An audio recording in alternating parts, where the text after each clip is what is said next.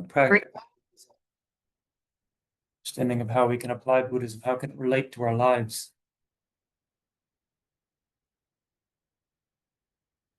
So I was looking at two different things in terms of what to talk about today.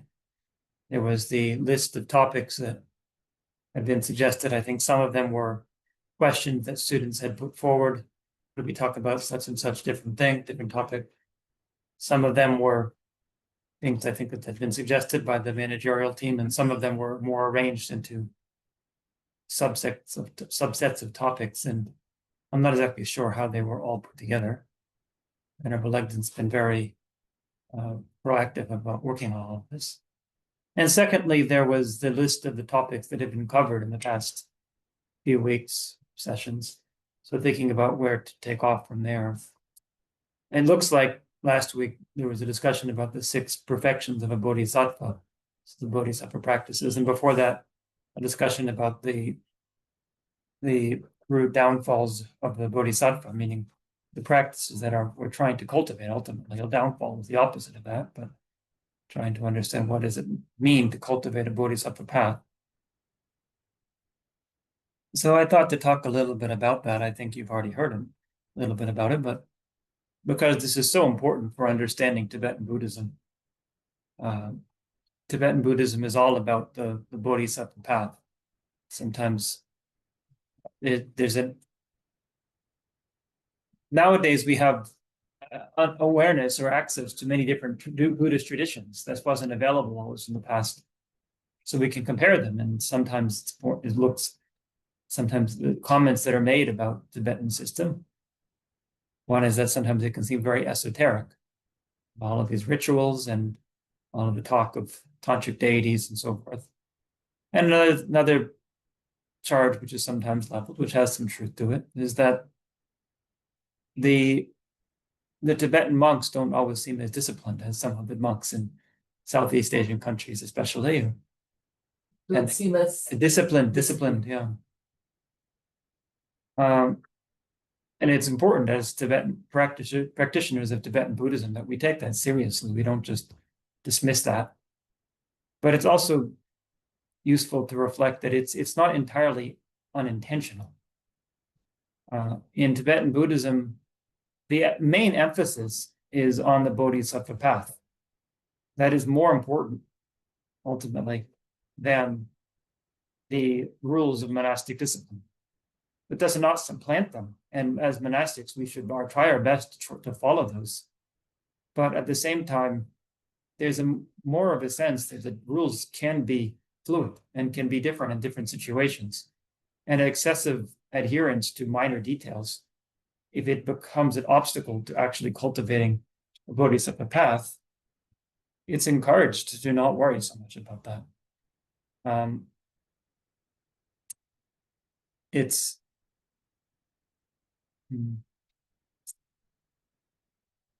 So we have, for example, one thing to say is that even the Vinaya itself, some of you might know Vinaya is the monastic discipline.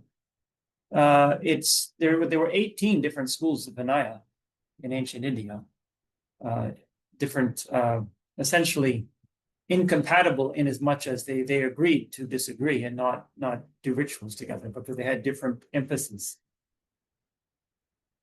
So they would not perform monastic rituals with people from other of the 18 sects. Only 3 of those survive today, and one survives in East Asia, one is in Southeast Asia, and one was in Tibet, and now has spread to other regions, anyone who follows Tibetan Buddhism. Even the Vinaya itself is more fluid. The Mulisabharstivardhan Vinaya that we follow in Tibetan Buddhism has a lot more allowances in terms of situations. There's a lot more emphasis on using your own judgment, depending on the situation, and a lot more emphasis on the motivation is more important than the letter of the rule.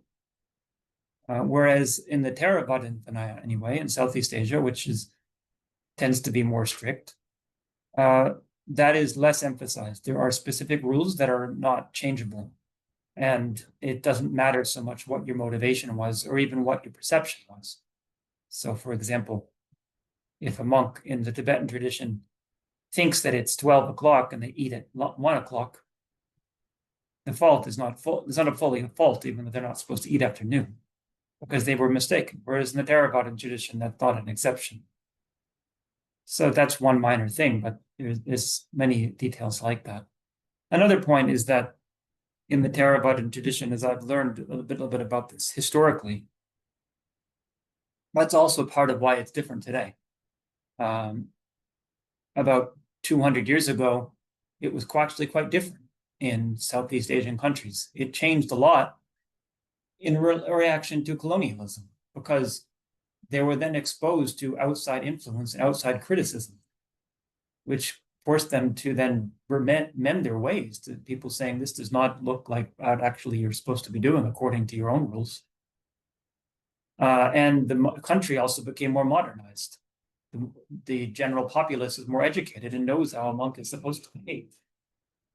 Whereas the Tibetan system, the history is quite different. There was practically speaking no interaction with outside influence until 1959. Very minor occasionally here and there, but nothing really substantial. And after that, now they've been living in exile, which also has forced them to make a lot of allowances, because it's just too difficult to keep to their traditional system when you're living in an exile community and you don't have support of the local people, which is essentially how it is when we live in a monastery.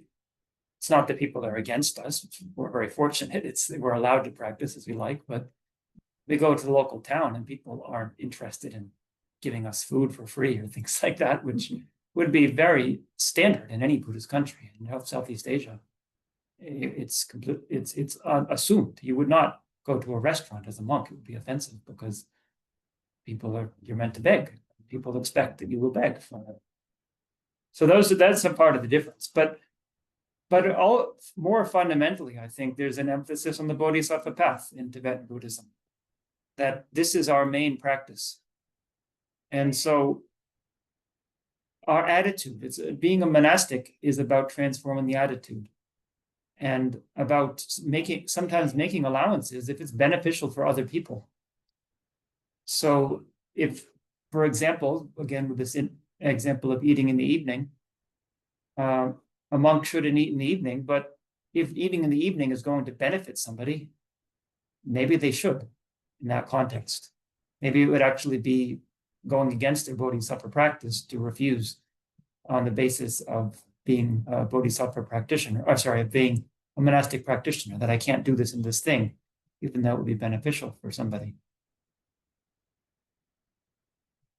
So that's just a little bit to talk about the differences in Tibetan Buddhism. But then, of course, most of you are not monastic practitioners. I'm just mentioning that so that we understand this. But the question is, why would we be interested in the Bodhisattva path, people who are practicing? So if we're following Buddhist practice, why do we want to follow the Bodhisattva path and not the path of self-realization, for example, that's emphasized in Theravada and Buddhism? I think ultimately this comes from concern for the world. That's how it arose in the first place. If we look at the general trajectory, the arising of Bodhisattva practice in ancient India, Mahayana, there was a criticism leveled of some monks against others, saying that it's too insular, our practice is too insular.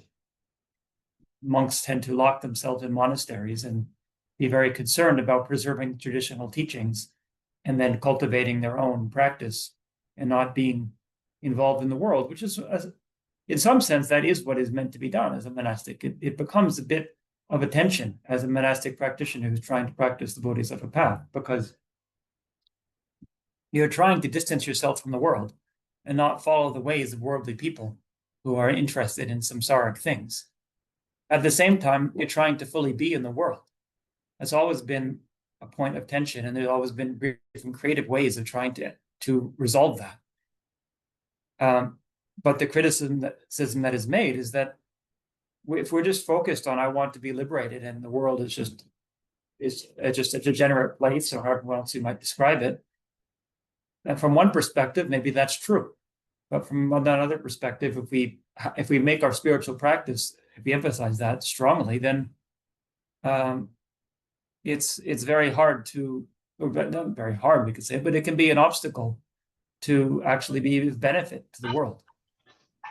Excuse me, Venerable. Yes, yes. Is it hard for you to hear? No, I can hear you, but I have a question to ask. Okay, yeah, please. That's perfectly fine. Thank you so much. So you say that Bodhisattva way arises out of compassion for the world. Am I correct? Yes, yes.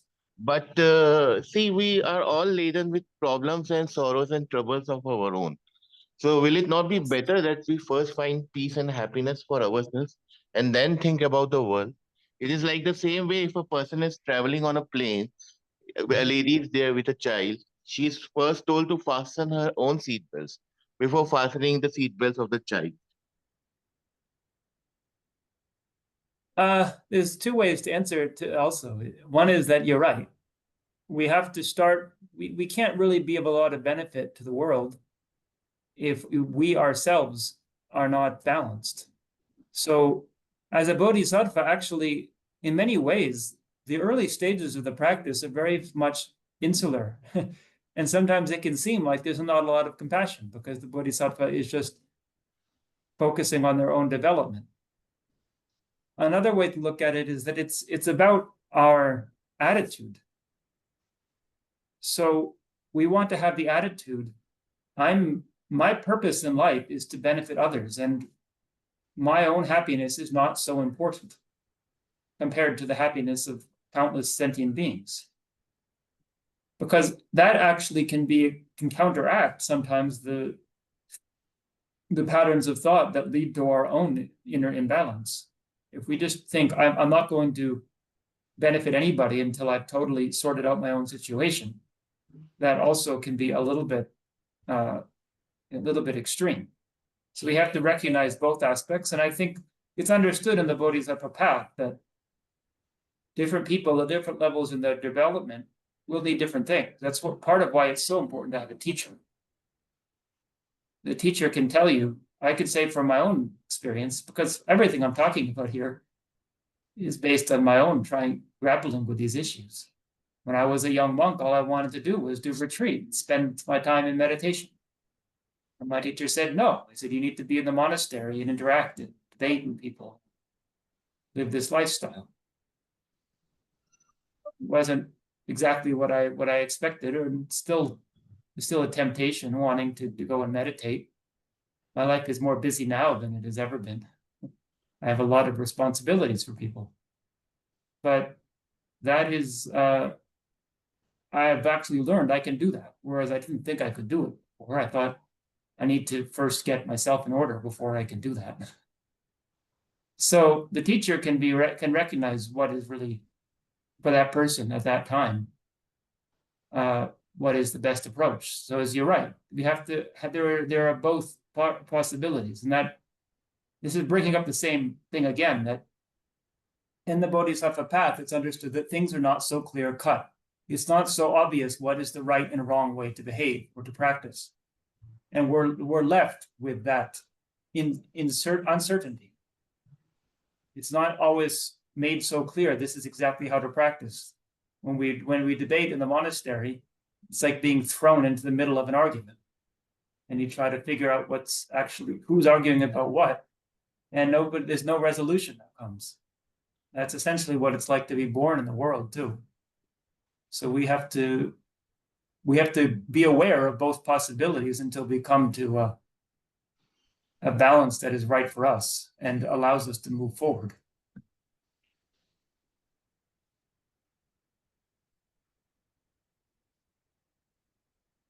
Okay. Thank you, Venerable. Okay. Yes. So my question is, sorry, Yes. too much time. I understand that it depends on situation which approach could be better. But in my scenario, for example, if I want to know like which approach will be better, I mean, should I first take care of myself and before proceeding to take care of others, or should I think about others only? I think the answer is you should think about others first, But then in terms of how to act, you have to use your own wisdom about what's the best way to start. I was going to get to that as I talk about what is the Bodhisattva path. It starts with a recognition of the suffering of the world, but then we have to use wisdom to ascertain what is the best way to address that suffering. And But no, so actually, I'm if still I, not convinced. what? Actually, I'm still not convinced because see, my view of the Okay. world is most of the people in the world are mean. They are after me, to get me. They want to give me harm, mental harm or something. So unless I eradicate those feelings from my mind, then how can I take care of others? Unless I eradicate those feelings from my mind, how can I take care of others? Is that what you said? You mean to say if I to take care of others, if I to have compassion for the world, the bodhisattva way. So for that, I need to have a compassion for the world. But if I don't have the compassion, if I have anger, or I am jealous of people, I think they are after me. They are trying to get me. With such feelings, how can I, proceed with compassion? How can I take care of them? Well, it's certainly an obstacle, as you're saying. So you're right. You need to address that. If you have such feelings, it's important to recognize that those feelings are essentially grounded in our own karma and our own afflictions. It doesn't mean that in certain cases there may be people that are trying to harm us. It's entirely possible. It doesn't just justify that. But we have to work with our attitude no matter what the circumstance.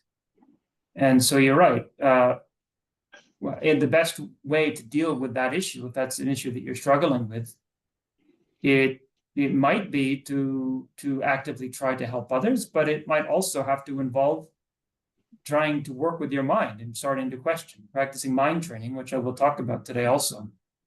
That is the essence of mind training, to transform our way of thinking.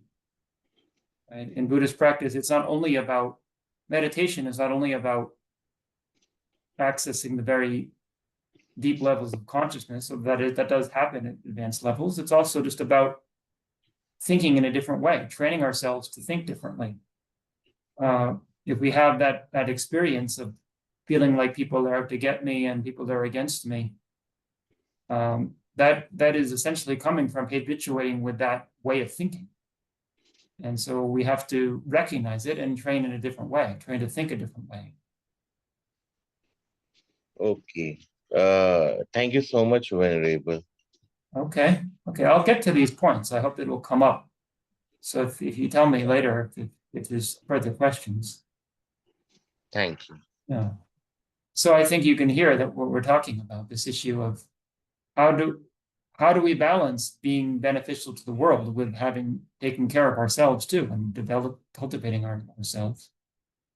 So the first thing is to have an accurate assessment of the way things are in the world. What is the world we're living in? Right? A lot of us have all kinds of ideas about things, and I think we have to be realistic about what kind of problems there are. But at the same time, not be too over pessimistic about them or exaggerate them, right? I think we can look at the world today, and people often, there's quite a lot of evidence and studies that have been done showing that human society has become more peaceful, more compassionate, less violent, more humane, quite dramatically over the past several centuries. And that's just the continuation of a pattern that was going on for a long time. Yeah. Put his head out. Yeah. They might have the head outside as a warning sign for everyone else. So don't do that. Yeah.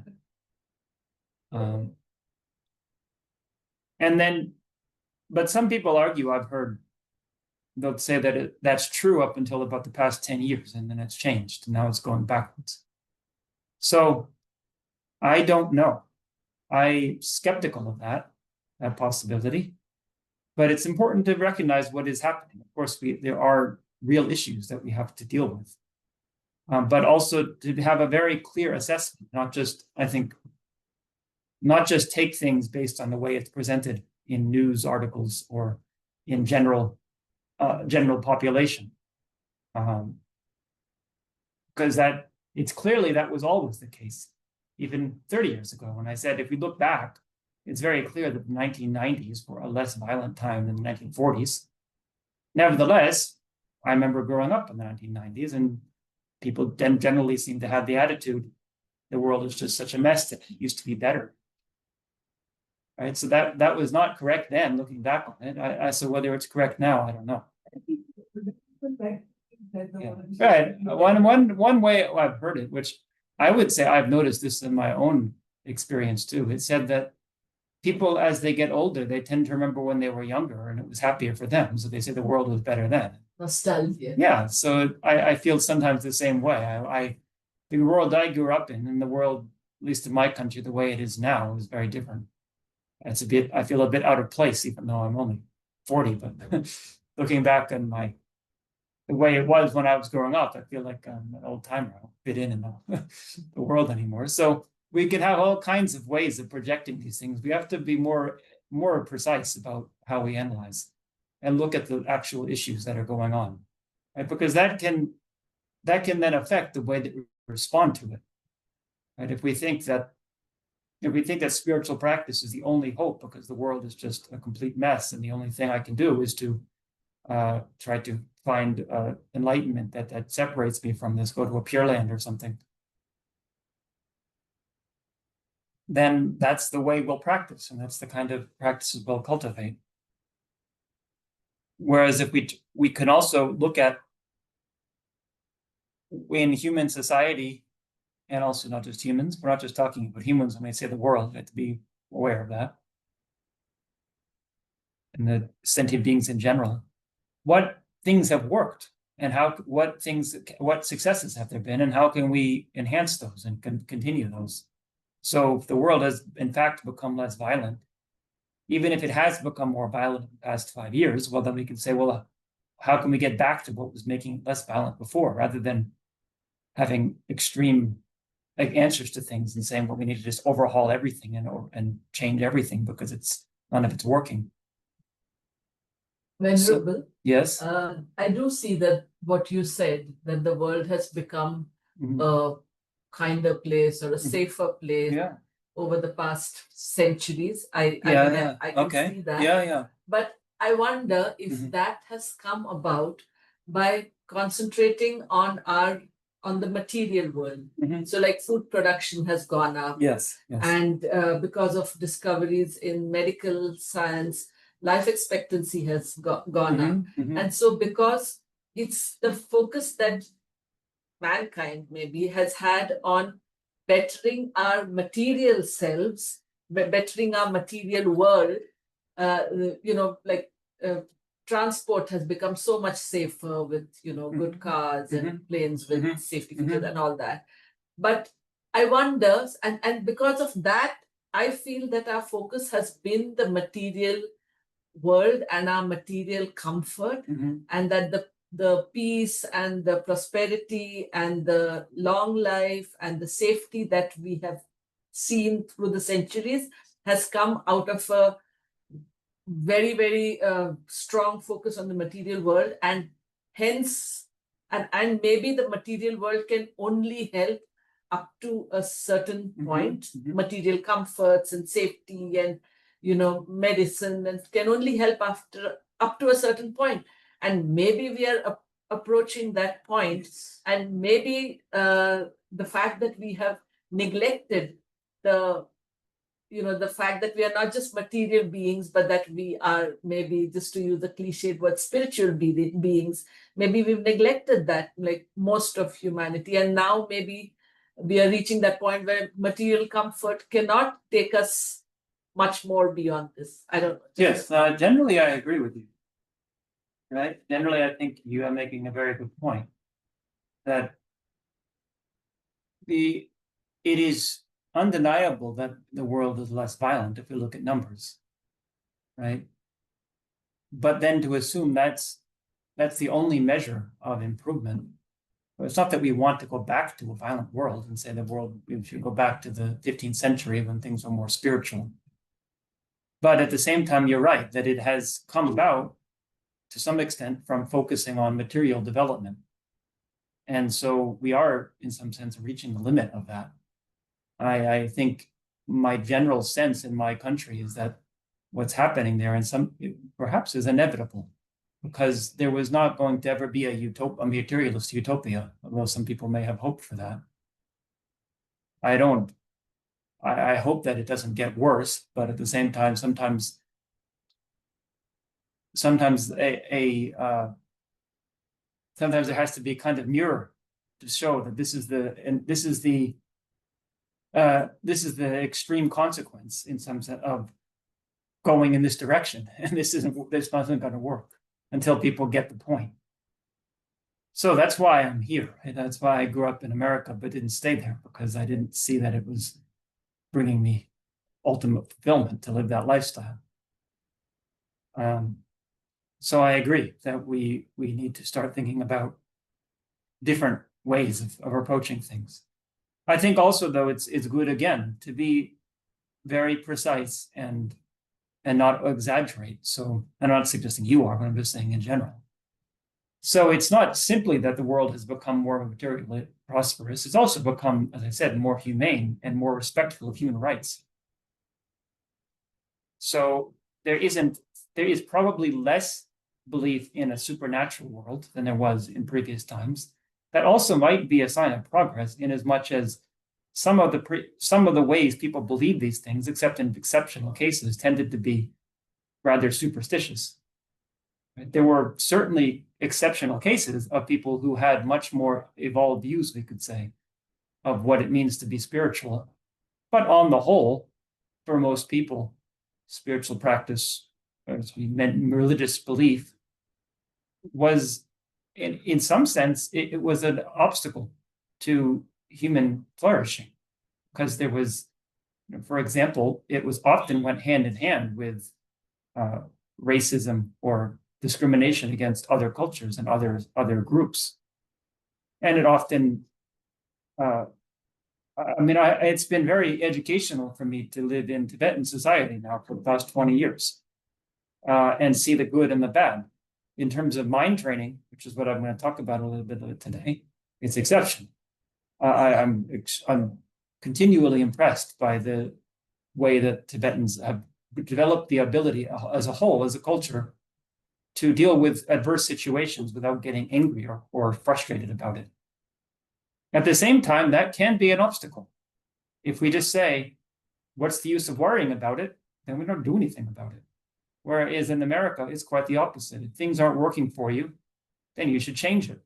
You shouldn't just be lazy and just let it be as it is. You should try to invent some new way of doing things that's better than the way it was done before. So that the attitude is very different. We ultimately need both of them. We need to be wise enough to have both, to balance both, and not reject one or the other. But anyway, so I think it's the way of thinking of human beings has changed a lot. And you're right. I think it has reached a limit of where the way of thinking that arose essentially, we could say, in Western culture to some extent, but is now fairly pervasive in the world, it is not allowing us to solve the current problems that we're having. It has a lot of good insight, a lot of good potential solutions, but it's been ineffective in implementing them because it can't appeal to people as a whole. So people aren't interested in, a lot of people at least are not interested in a completely atheist, non-spiritual, utilitarian society, which is what is kind of assumed could work if we could implement it. But if people aren't willing to do that, because maybe it doesn't fulfill everything that people are looking for. That's a bit of a side topic. but it's very good you asked that question, because I want to make it clear that and I talk about these things about the changes of the world and the world becoming less violent and so forth. It's not to say that I'm of the opinion that it's kind of the world is just better and better all the time, and there's nothing that we've left behind. I think we have to look very deeply at what. Certainly, there's a sense that something's missing. What is it? Right? Not to fall into a trap of thinking that it's for this particular thing, and that we could just go doing things the way people did it then, and that would be better. This is exactly what we need to do if we're going to practice the Bodhisattva path. We have to think about these things ourselves. It's not just, as I said, it's not just all given to you in a prepackaged form. This spiritual path is very challenging. As His Holiness the Dalai Lama has said again and again in the past few years, he's been using this phrase that he came up with, simile, I guess you could say. He says, he generally doesn't, His Holiness never uses the term Hinayana, Mahayana anymore. It's kind of derogatory. He says there's the Pali tradition and the Sanskrit tradition. And he says that in the Pali tradition, he sees their style of approach to spiritual practice is very much like a child being given a candy. That you're given the answers by the teacher, and you're meant to imbibe those. So he said that's like you just suck on the candy. You don't need teeth for that. But in the Sanskrit tradition, it's that you're given a very naughty thing that you have to chew on. You need teeth, and you need to really figure out yourself, because it's presented to you as this complete mess of different ideas.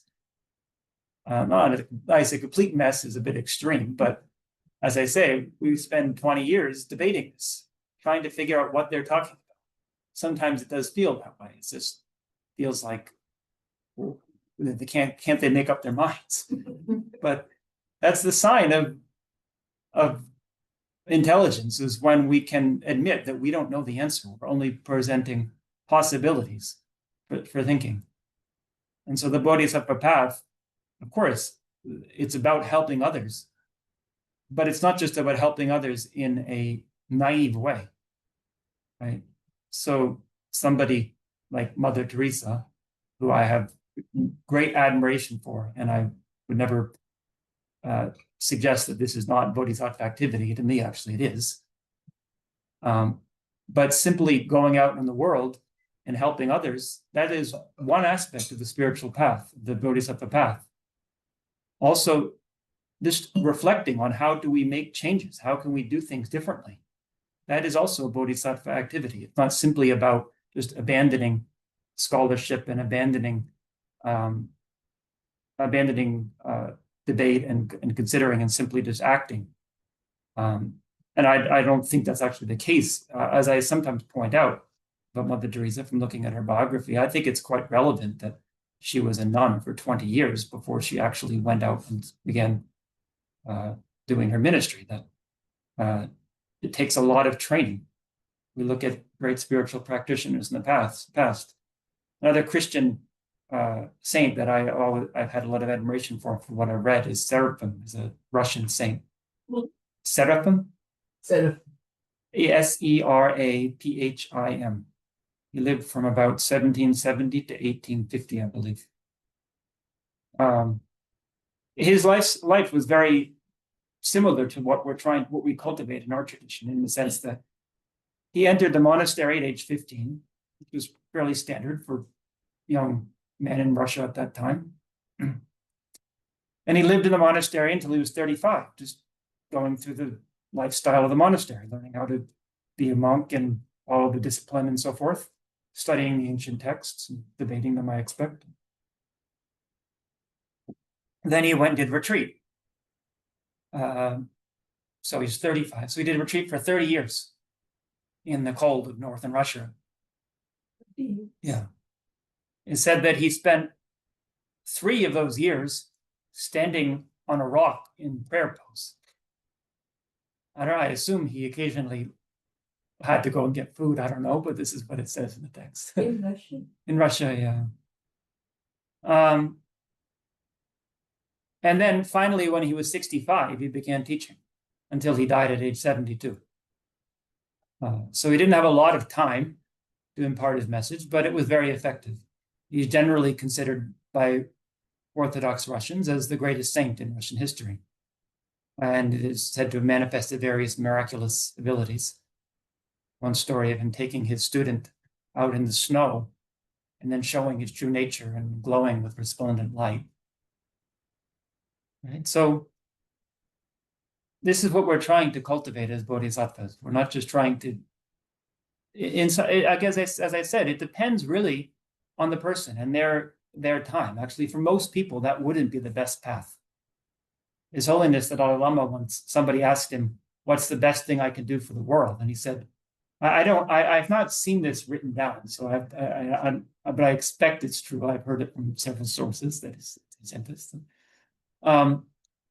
His Holiness said, if you really want to benefit the world, the best thing you can do is go in a cave and meditate for the rest of your life. But for most people, they're not ready to do that. It's not actually would be counterproductive. So they can mentally influence the world. They can mentally influence the world. You could say spiritually influence the world, or also simply that they will develop themselves such that they will be able to come back in a more effective way. Somebody like His Holiness himself is able to live the life he's living without having done a lot of spiritual practice in this life in an obvious way. He's never done long retreat. Of course, he's doing practice every day, but he's not living his life in retreat. But the understanding anyway in the Tibetan tradition is that that came from many, many lifetimes of previous practice, such that it's fairly effortless now. So to get to that point, we have to train ourselves first. So there are at different points in different people's development, they might be in different places. And in the Bodhisattva path, in some sense, we have to learn to attune into what is the right path for us in this life. And again, that's why the relationship with the teacher is so important, because sometimes the teacher can point that out. As I've said at the beginning, for me, I certainly felt when I was in my early 20s that my life is going to be mostly in retreat, but my teacher said no. They actually, my teacher said that would be great, but when you're older, basically, when you first you have to train in the monastery.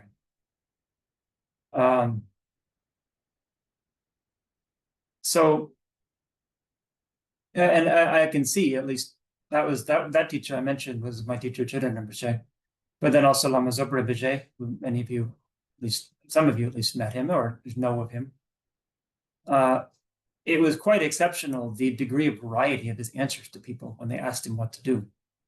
This was, again, we would say a sign of enlightenment, is that the person did not just give a stock answer.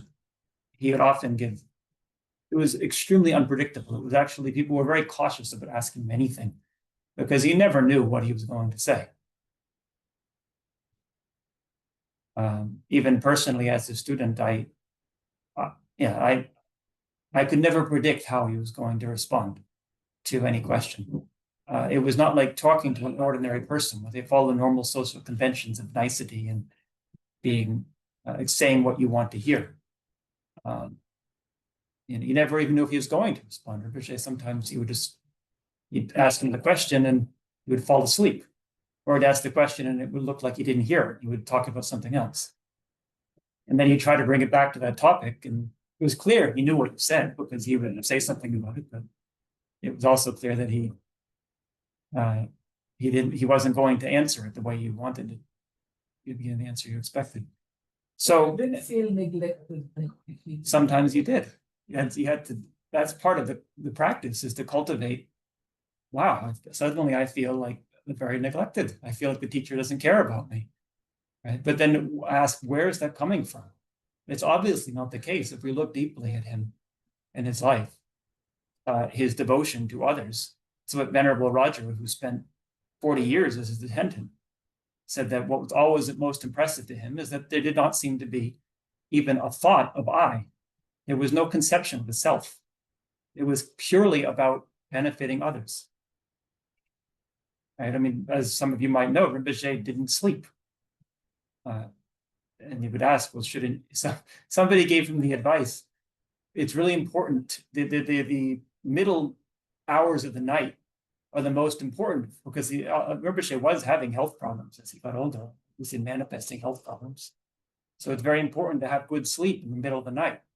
So Roger says that after that night, when Rinpoche went back, he looked at his watch. Oh, it's 11:55, time to go to sleep. He went down, and 12:05, he woke up. So in the middle of the night, he was sleeping. But it was inconsistent in some sense. It was like sometimes that would happen, but sometimes, like I found personally anyway, as I continued to function in the monastery over the years, Rinpoche showed more and more approval of what I was doing. It was clear that he really liked that I was doing that I was at Sarah and studying there, and he wanted to support that. But still, at times, there would be it always thrown in with, they say, a wild card. You just don't know what he's going to say. So that's what was said by one great master, is that relationship with the guru is it's always a bit dangerous and tense. You never know. That's the sign of a good guru, because you really don't know. You're always on edge because you know that they have power. You've given yourself over to them, and you know that whatever they say, you're going to do that. And you never quite know what they're going to say. So the point of the relationship with the guru, it's not just to, it's not just for their own gratification or whatever. The point is it's to help you follow the Bodhisattva path in this case. The Bodhisattva path is not meant to be easy. It should be challenging. We see this life as an opportunity to grow, not as an opportunity to be comfortable. And it's very hard to create that kind of situation for yourself, because our strong tendency is to go towards what is comfortable. Sometimes we can do that in very subtle ways. So it's not just comfort in terms of physical comforts, it's in terms of a sense of being a good person. So we could say, well, I went and did retreat in the mountains in the sub-zero cold and with all these months, so I'm a good spiritual practitioner, right? So that's comfortable. You have a sense of self that you feel like I'm succeeding in my life. Whereas sometimes the teacher puts you into situations where you don't feel like you're doing the right thing. I commented recently at the CPMT meeting, and people all agreed with me when I said this, as I could tell by the way they reacted. Sometimes it would seem that Rinpoche would, because Rinpoche would do a mo, which means a divination to see who was the best person for the job. It seems sometimes the mo would come out that put very incompatible people together. But I don't think that was a mistake. I think that he knew that the purpose of the organization was not always to have the most success for the organization externally. It was that the people within the organization have a situation that forces them to train their minds. And if some people might find this very hard to deal with, right? I mean, some people might need more hand-holding than others. And so if they do feel that way and they leave the path, then so be it. Well, I think yes and no. I think maybe so, but I think the best skill of a skilled teacher should be able to recognize when it's too much for the student, and when it not do something that's going to drive them away. To be able to know, although the student might not think that they can go through this challenge, the teacher might know they can, or the teacher might know that it's better to relate to this person in a very compassionate way. Certainly, Rinpoche wouldn't behave that way towards people who weren't his students. If you saw him interact with people just on the street, it was always with extraordinary compassion. He'd stop and take beggars by the hand, and with animals too, right? With stray animals. He wouldn't just put the animal in a challenging situation or something like that. It's not going to be of much benefit because the animal doesn't understand. But even with the students, there was always a sense of deep compassion if you focused on that. And I said to people when Rinpoche passed away, what was actually surprising to me, I didn't expect, is I remember feeling almost like I'd lost a member of my family. Whereas I didn't expect it to feel quite that way. I expected it to feel more like as a teacher, and he was a teacher, but it was very much, it was not just like a formal relationship.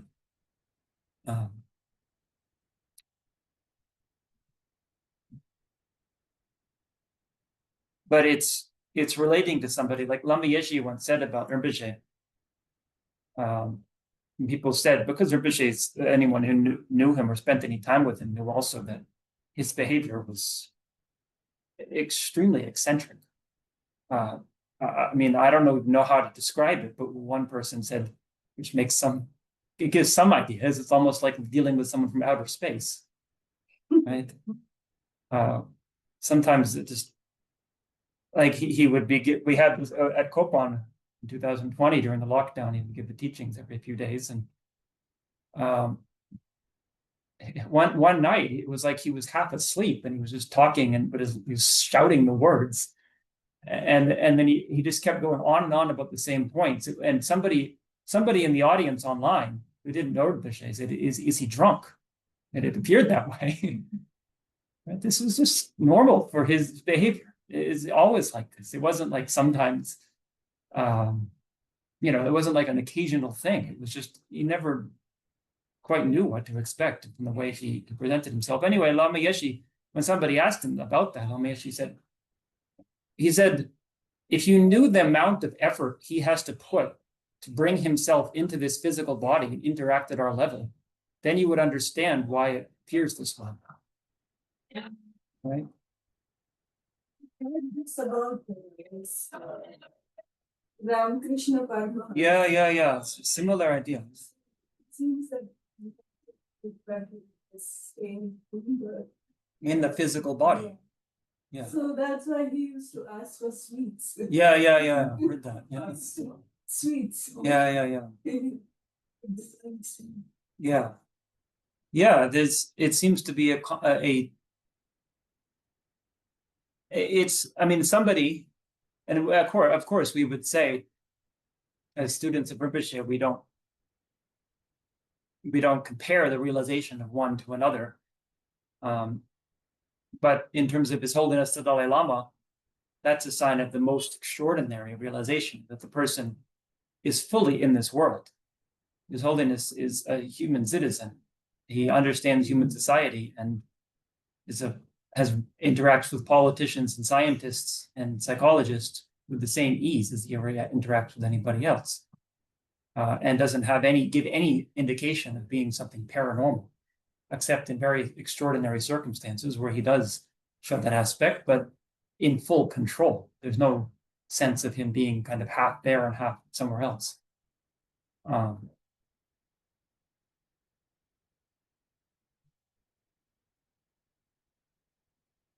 So anyway, we got a bit off track there again, but as I said, the main point today is not that we have a particular agenda. It's just to share these things, to talk about spiritual path is so hard to communicate. We can talk about all the information, and it's good to know the information, but to know what it's really like to follow a spiritual path, that's part of the process, is to just start to figure that out. And that requires interacting with people who have done that and trying to see intuitively. We talk about mind training in the Tibetan tradition. Best education I've had has just been living with Tibetans who practice that, and following the monastery rules, which are meant. One of the former abbots now passed away. The teacher of another foreign monk, he told me that his teacher told him, "We're not trying to create scholars here at Sarah. We're trying to create bodhisattvas." The real emphasis, the whole program, is to make people take them out of themselves and make them think bigger about how to benefit the world, not just me. And the scholarship is an important part of that, but it's not just to create an intellectual understanding. And that can't be understood simply from reading the texts. That's why our main activity is debate. Our main activity is not reading. That's only preparation for debate. Probably that's also the reason why the curriculum is so long. Yeah, people ask why is it so long? I replied that it's not like a university where you're getting a degree to go get your career. This is your career. So 25 years is a career. It's not all that long, right? It's also that, you know, we think you go to medical school maybe for 7 years to learn to be a doctor. No one would suggest medical school should be, I mean, they might say it could be streamlined, but they wouldn't say we should cut out this and this and this so that you can get doctors more quickly, right? So if we think our goal here is to become fully enlightened beings, I don't think that that's going to happen in 7 years. So even in 25 years, it's unusual, but it's something that is not just thinking about one lifetime. So, I have a yes, question, hello. Venerable. Yes, please. Yes. So Venerable, like it's more of a general question, but Yeah. like in order to go and pursue that Bodhisattva path, so there must be a point in people's lives. Maybe you know, you can tell from your experience or other monks. There must come a point when a person is suffering, and then they finally decide that yes, this is the path that I have to choose. You know, perhaps the Bodhisattva path. So I just want to know, like, what goes inside the mind that finally makes us to surrender to that path and, you know, have the courage to finally follow it. There can be physical things. Maybe a person is suffering from some physical problem, he wants to get rid of it, and then he decides, okay, you know, there must be some point, there must be something that goes inside our mind when we finally decide that, okay, this is the Bodhisattva path that I'm going to follow. So can you share your thoughts on it? Well, the Bodhisattva path has to start with bodhicitta. That is the root of the path, which is the thought, the wish to become enlightened for the benefit of all beings. And I'll talk a little bit about the reasoning process that goes into that. But it's said in the traditional text, there's 4 general ways that could happen. So the power of other, the power of self, power of cultivation, the power of cause. What those mean, cause. I'll explain what those mean. So the power of self is when you yourself think about the reasons and come up with the determination, I'm going to do this because this is the best thing to do. Power of others when you're inspired by a teacher. He said between those two, the power of self is more stable. And then secondly, the power of cultivation is that you put a lot of effort into cultivating that attitude. The power of cause means that you practice it in a past life and it gets reawakened. He said between those two, the past life awakening, the awakening of past imprints is more stable, actually. Sometimes you might expect the other to be the case, but the point here is that if somebody has strong imprints, it will fall into place naturally. But that's not the case for everybody, although all of us have some imprints. We wouldn't be here in the first place. We wouldn't have an interest in Buddhism if there wasn't some connection. But if we don't have that intuitive awakening, doesn't mean we can't follow the path. We have to put a lot of effort into thinking about these things and thinking about the reasons. And even if we have those imprints, we still have to do that. It is very rare that it just all falls into place naturally without any effort. Actually, I don't know of any case where that happens. Even His Holiness the Dalai Lama in this life at least had to show the aspect of going through the same education as we're going through. And he had to give the exams to become a Gache. Did a little faster than most people, but not that much faster. I think about 20 years, right?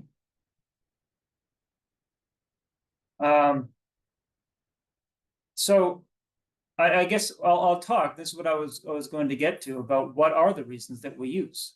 Right. So we say that there's all these problems in the world. And so it's important to recognize, as I said at the beginning of the talk, not to exaggerate or sort of miss the target when we talk about what are the problems. But absolutely there are, otherwise there'd be no point in following them. There's less violence today than there was in the past, but there's still violence, and any amount of violence is intolerable if we really have compassion. There are still all kinds of problems, and people are suffering a lot in different ways, perhaps, than they did in the past. There's not so many people dying without anesthesia, for example. Oh, there's some. It's unfortunate that there still are, but that was a much bigger problem in the past. But a lot of mental suffering is still there, and in some cases it's stronger.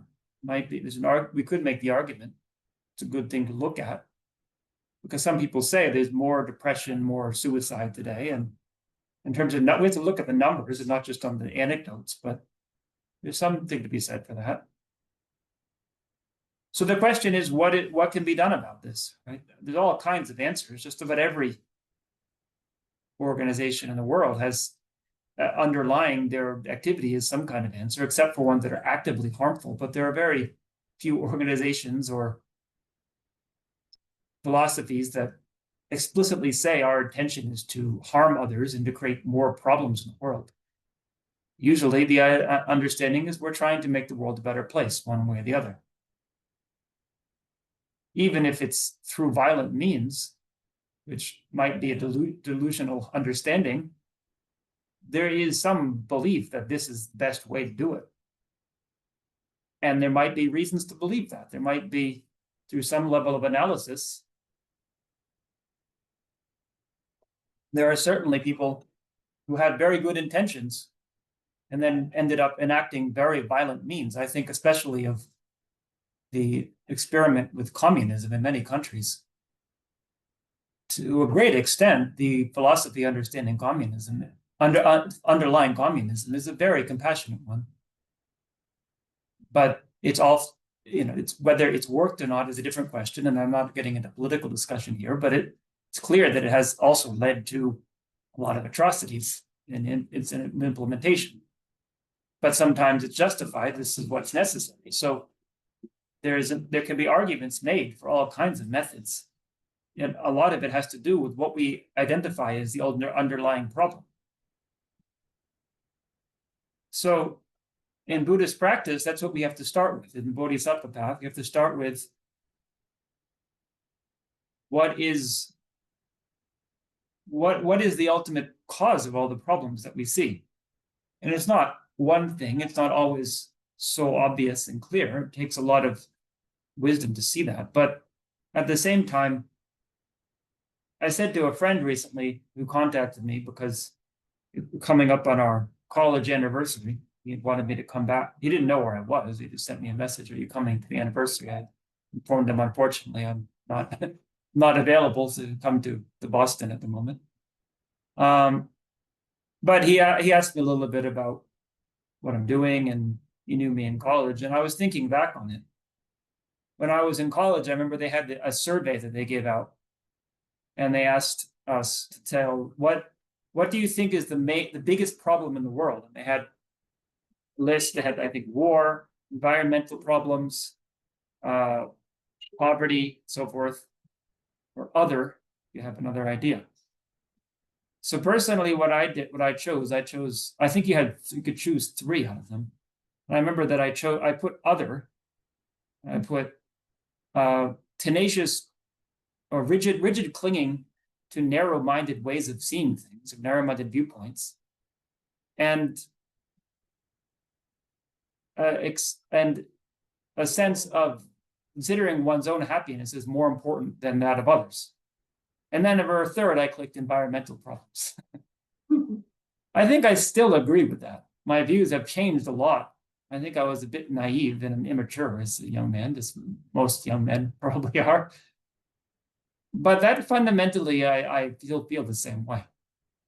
And that is essentially what is identified in the Bodhisattva path. I'm not suggesting that I figured it out myself. I was already Buddhist at the time. But that is the idea, that the main problem underlying everything is twofold. It's our way of thinking about things, our misunderstanding of the way things are, and then our attitude of self-cherishing, which means a sense that I am more important, that my happiness is more important than the happiness of other sentient beings. And that's the main cause of my own unhappiness and my own problems. And it's the main cause of the problems in the world. And the reason I would add environmental problems is just because I think that's so acute. It needs to be addressed. We're not going to root out human selfishness in time to stop environmental degradation if we don't do something about it more proactively or more immediately. But ultimately, that too is rooted in the same problems, right?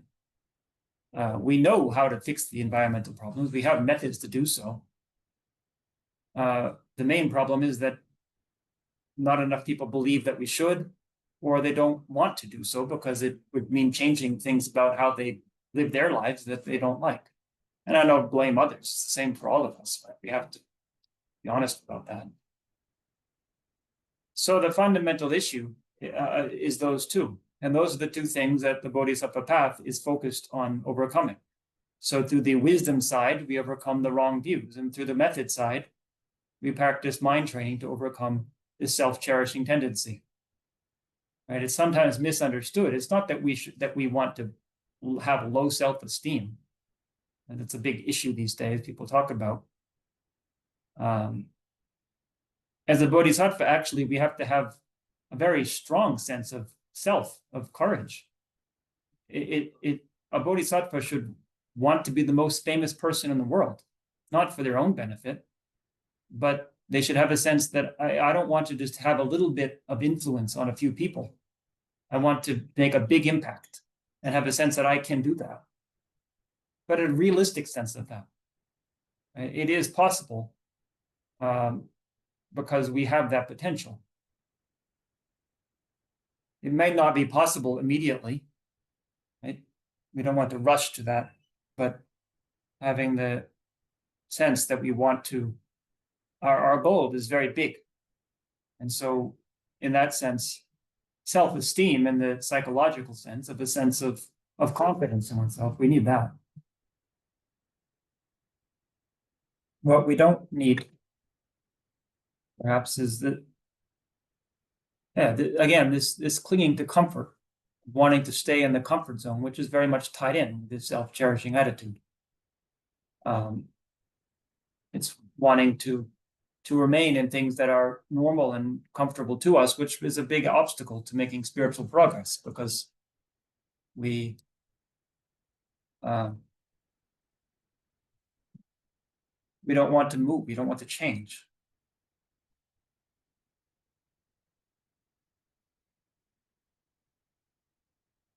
And then, of course, the other point is to think beyond just this one life. I think that was implicit in what I was saying, but it's not just thinking I want to do that now in this life, although we can do that as much as possible, but it's making very long-term plans. This is what my teacher, Choe Rinpoche, emphasized a lot. If you want to follow a spiritual path, you have to have a very long view. You have to think about what do I want to achieve in the very distant future? And then how do I get there? As one of my other teachers, an Australian monk, who was my mentor at Sarah, he said to me, a little more in the here and now, because he had also come from that kind of background. He had been a businessman. And he said, in our culture, and your culture especially, he was talking to me as an American, people see it as a reasonable goal or valid goal to want to be the CEO of a major corporation. That's a successful way to live your life. And if you want to do that, unless you're really delusional, you know the kind of steps you have to go through, because it's commonly understood in the culture. You don't expect when you're 20 and you think I want to be a CEO that you're going to do it by the time you're 25. You think if I want to be a CEO by the time I'm 55, what do I do now? I have to start, say, climbing the ladder. But in terms of spiritual practice, we don't understand that because our culture, at least Western culture, it's so uncommon. People just expect that they're going to have instant results. So they see somebody like Milarepa, and they think I'll do like that, and I'll just go in a cave and meditate, and then I'm going to be the enlightened person. They don't understand all the steps that go into that.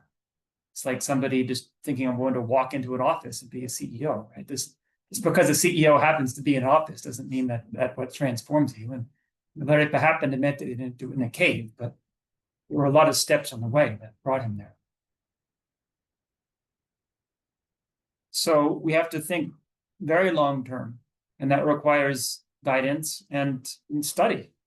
So we don't just figure this out for ourselves. We talk to people who have done this, and we study, we learn about other advice that has been given by past practitioners. So then there's another question as we address about Mahayana Buddhism. So I said sometimes that the charge is leveled and it's not entirely unjustified with Tibetan monks. They're a bit undisciplined. I take that seriously as a monk of the Tibetan tradition. I don't want to perpetuate that stereotype, so I have to be very careful not to do so by my behavior. But another charge that's leveled against the Tibetan tradition by other forms of Buddhism is that it's not the teachings of the Buddha. Mahayana in general is not the teachings of the Buddha. And there's reasons to dispute that. It's not just based on bias. And that's important if we're going to follow this path, to know that it's actually valid. It's not just something somebody made up. So I think if we wanted to prove it entirely historically, it's actually kind of hard to do so. I think the weight of the evidence as we have does not support the view that these teachings were given as an entirety at the time of the Buddha, and then just have been in existence since then continuously. There's a lot of evidence, quite strong textual evidence, that in traditional Tibetan society, they did not look at it this way because they did not have the methods of let's say, hermeneutical analysis that we have today. There's a lot of evidence that a lot of these texts were composed at later stages of Buddhism. And so we have to be also, I think, honest about that. We shouldn't just deny that and say, this is, we can't believe that because we're practicing this path. I don't think it invalidates it, though, either. When asked shortly before he passed away, by Ananda asked the Buddha, how do we know what is the word of the Buddha? How will we know in the future? And the Buddha said, essentially, he said, whatever is well spoken is the word of the Buddha. And it was pretty open-ended. So just as I said, the Tibetan tradition, the Vinaya, is open to new interpretations and is much more open in the way that it's structured. I think in general, it's part of this same style of practice that we look at ancient India and what we do know about it, which is not a lot.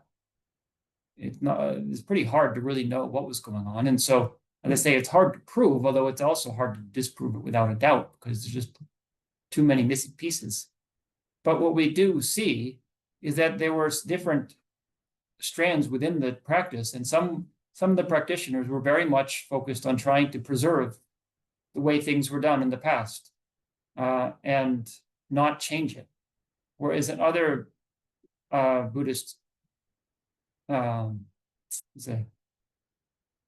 Buddhist groups that were practicing, were willing to adopt new elements. And that has certainly been the case if we look even today at Southeast Asian Buddhism versus Tibetan Buddhism. That generally Tibetan Buddhism is more open to adopting to new styles and changing, although there's still a very strong emphasis on preserving tradition. I think especially because of being in exile, there's a fear that they will lose what they had. But some of the more advanced practitioners, especially His Holiness the Dalai Lama, and to even a more radical extent, actually, some of the other people, like you might know, of course, in this organization, Lama Yeshe, then also Chogyam Trungpa in America, using very unconventional methods and trying to work with the society that they are teaching in, rather than present things in a purely traditional way. That has been the signature of Mahayana practice. And that is explicit in the Bodhisattva vows about how to practice, that we need to be creative in new situations. And if teachings no longer seem relevant, we need to be very skillful about being able to modify them or to create new ways of thinking about things. But as I say, skillful is the key word there, because it's also very explicit in the Mahayana teachings.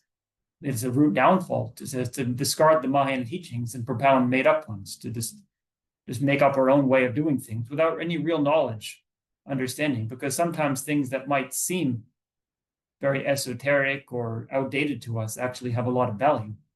It's just that we don't understand them fully, or we have a lot of preconceptions. So we have to be very careful how we do that. But it is open to that possibility. And in Tibet, there was always this tradition of, for example, in the Nyingma tradition in Tibet, they had what they called Dharma, where somebody essentially would have a new vision, and they have a new practice that they brought into the world. In the Gaelic tradition, it's been generally, it tends to gravitate back towards Tsongkhapa. There has not been a lot of innovation beyond that in a very radical way. But Tsongkhapa himself was very radical. And one thing about Tsongkhapa is that there was a 100-year tradition already in Tibet of commentating on the Indian texts and interpreting them. And Tsongkhapa, for the most part, just abandoned that and went back to the Indian texts. And claimed as an authority Manjushri, that he was having direct communication with Manjushri, the Buddha of wisdom. So that in some sense, it's presented as a return to the tradition, but it was also a radical break from the tradition. And that was what was effective at that time. It was very effective in Tibet. And it was very helpful for a lot of people. So it is important as Mahayana practitioners that we do look at history and where do these texts come from. But whether or not we can actually finally trace them back to the Buddha himself, Shakyamuni Buddha, historically, it doesn't invalidate them. The more important thing is whether what they say is correct. The authority is not the person, the authority is the Dharma itself.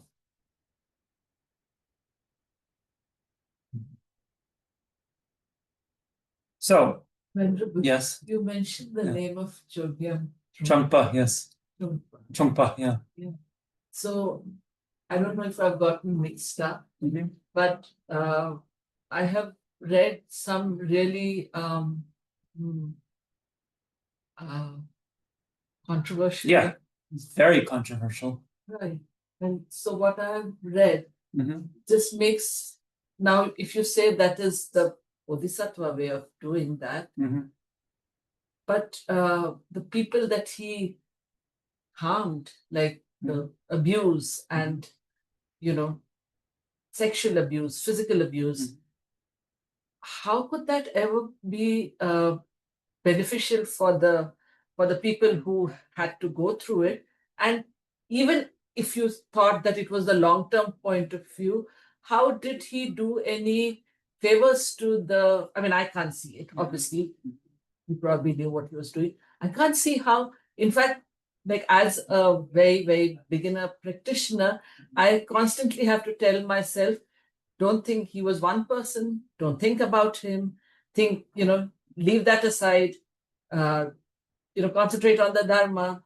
Because, of course, the internet is full of stuff that, in fact, there's a group of, his victims who have sort of come together and are supporting each other and stuff like that to get. I just stumbled on the. No, it's So very important. How yeah. is that ever beneficial? So a couple of things. I mean, that's a totally different question, and so I would like to address that in a different talk. But nevertheless, because you brought it up, I should. One thing I sometimes say about Chogyam Trungpa is I'm glad they don't do that in my tradition. In the Gelug, we don't have that style very much of people who have that very unconventional, especially showing a lay aspect. If that happens, it's usually, it's usually rejected, and my teachers didn't behave that way.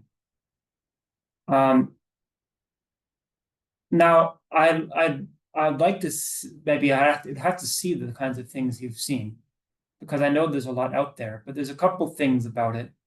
Chogyam Trungpa passed away now, what, 37 years ago, 38 years ago, right?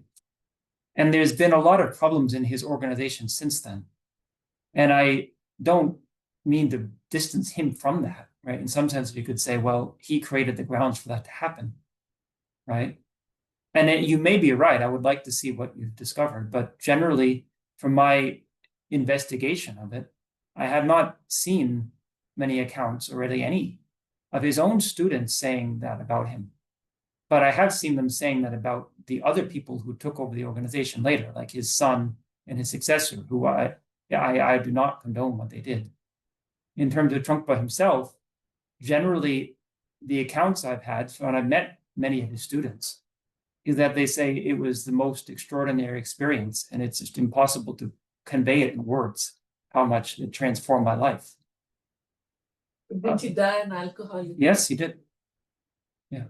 What tradition was this? This is Kagyu tradition.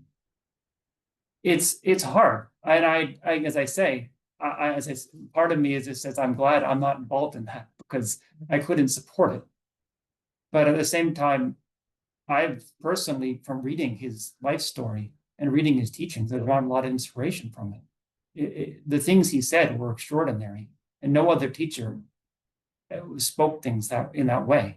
I also know Lama Yeshe himself said that. Lama Yeshe himself visited Chogyam Trungpa in Colorado. They had their center at the time with one of his non-students, Lama Yeshe's non-students, who was really appalled by it and said, I can't believe, what are they doing? And Lama Yeshe said, you do not criticize. That is bodhisattva behavior. You have no right to criticize that. And Lama Yeshe didn't behave that way himself, but he felt that was a manifestation of a bodhisattva. Now, again, as I say, I have the big question, because it seems that if his students are doing that, it's sort of, well, he set the example, and there's kind of following his example. I have asked a lot of people who know both sides, and they just say it's just really different. That in his case, it was really done out of compassion. With the students, they're being abusive, right? They do not deserve to be maybe continuing as teachers if they're behaving that way. But I don't know. But this is what I've been told, is that people feel it was categorically different. Anyway, that is a different issue that I think certainly that organization has to deal with. But I guess it does bring up a question within Tibetan Buddhism, because his behavior, if you look at the history of Tibetan Buddhism, it was by no means unique. This is a common thing we see in the history of Tibetan Buddhism, especially not so much in the Gelug. Again, that's some sense why the Gelug has been a little bit more, more in the aspect of showing the aspect of being more how do you say, more tame. But certainly in the Kagyu and the Nyingma traditions, there's a lot of examples of teachers being, if we read the historical text, it was 800 years ago, it's just a story, but it seems to be very similar. Right? And that's what they're describing, is the way that the people taught and the tradition that they inherited from India. Right? They understand themselves to be the inheritors of late Indian Buddhism, the 8th, 9th, 10th centuries of Indian Buddhism. And that thing seems to have been going on in India. People like Naropa, who was the lineage that Trungpa belonged to. The stories of him are not so dissimilar from that. So it's hard to say. In some sense, that's again within Gelug. The understanding is that Tsongkhapa felt very strongly that we need this tantric aspect. It is a power to the path that is the way to become enlightened, but it needs to be tamed within the monastic context, which was actually very different from the way it's approached in a lot of the other schools. So we can't just kind of let go of all the rules or all of the I think you understand what I'm saying. I'm missing the right words. And it has to be tamed within a certain level of boundaries of what you can and can't do as a teacher. So that's how we approach it. But there's also an understanding that it's like your mind doesn't follow the rules. So you shouldn't just give free rein to your mind. But if you're going to work with your mind, you have to be open to those parts of yourself. That's kind of the message of Tantra, that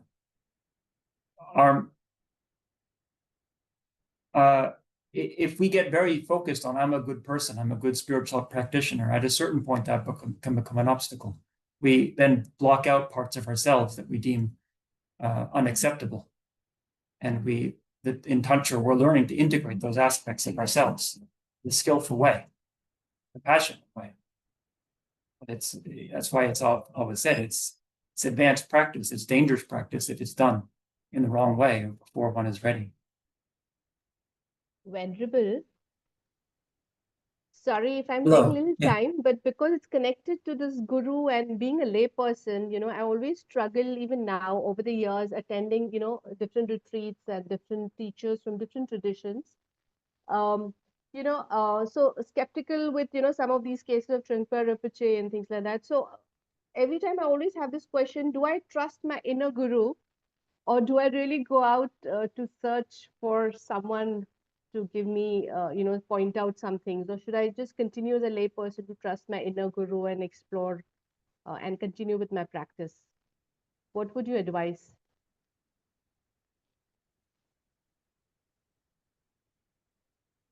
I think that it can be very beneficial to have an outer guru, but we might not find that person. Yeah. Usually, if we find them, we will know. And the texts, His Holiness the Dalai Lama often makes this point that the texts are there for us. Nagarjuna and Shantideva can be our gurus too. And we don't have, and he was making the point more in terms of when the teacher dies, what do you do? And he said, don't just go out, don't just be in a rush to find a new teacher. The teachings are there. But I think it's also there for people who haven't found the teacher. Don't be in a rush to go and find somebody. You want to find the right person, and you are correct that a big danger is to fall in with the wrong person, somebody that you later come to mistrust, and as we were just talking about. There's been a lot of examples of that in recent years in Western countries where people get involved with a teacher who then manifests very non-guru-like qualities, we could say. And it's very hurtful for people and damaging. And some of them, it becomes too hard to continue on a spiritual path. So we don't want that to happen. It's more important that we build a solid foundation. And if we find a teacher that we feel that kind of connection with, then we can begin to build that. As I said, I had very strong relationship with both of my teachers, but there was never a case of just complete surrender in the sense of giving up. And I think it's should be misunderstood. It could be misunderstood that surrender means giving up your ability to think for yourself or your ability to make judgments or be responsible for your own decisions. That is never meant to be a part of the spiritual path. You're the ultimate responsibility. And it's like, it's like saying about a leader, we were just following orders, so we're not responsible for our behavior. That doesn't hold in international courts of law. And likewise, we can't just say, well, I was just doing what my guru said, so I can't be held accountable for it. We have to use our own discernment. Said if the guru says something that is not accord with the teachings of the Buddha, we should not follow that advice. It should take us out of our comfort zone, and many of the teachings of the Buddha do, but sometimes we tend to gloss over those ones if we just read a book. It takes the teacher to highlight those points. But it shouldn't be something that causes us to act in a harmful way, or a way that puts ourselves in a way that is traumatizing for us. Right?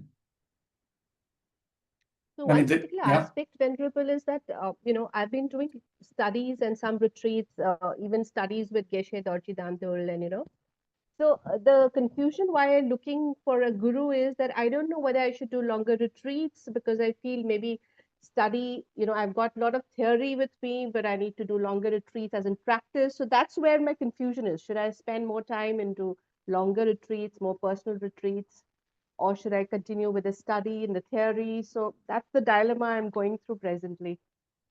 It really depends where you are in your life and what time you have.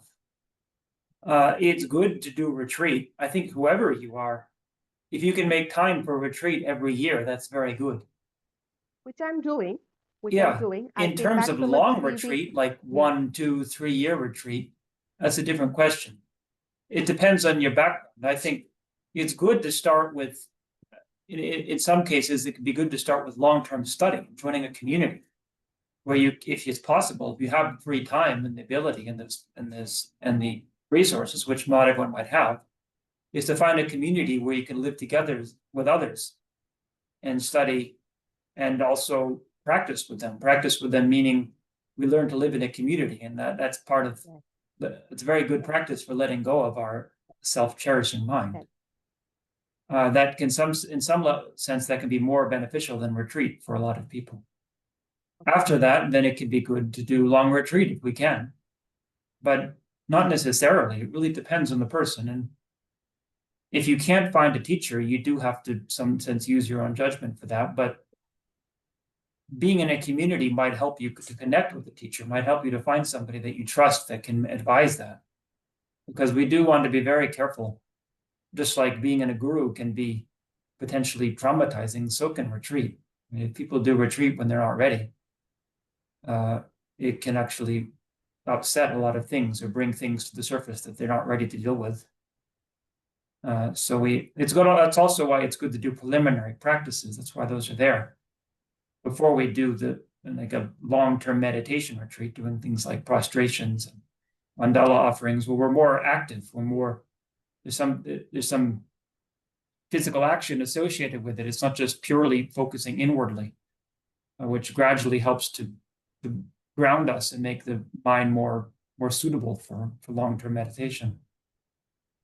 Yeah, thanks so much. Sorry, just 2 minutes. So I just came back from a 3-week Shamatha and Vipassana retreat from Choe Khor Sum Ling nunnery. So there is this, feeling that I'm now ready for longer retreat. So should I just trust and then go for it, or should I do this personal retreat under a guru? So I should kind of, Well, longer I'm retreat, so like sorry how to long? So I finished 3 weeks now. So I'm looking for a 3-month, 6-month. I think 3 months is potentially possible. It might be good to do it in a group, but if you feel that it's good to do it to get alone, if you feel ready for that, if you've already done solitary retreat, I wouldn't suggest going from no solitary retreat right to 3 months. But if you've already done 1 month or 3 weeks, 3 months is not that much of a difference. It could be done, but it's good to again be set up things in a practical way. Be realistic. Don't necessarily put yourself in a very, very difficult situation, right?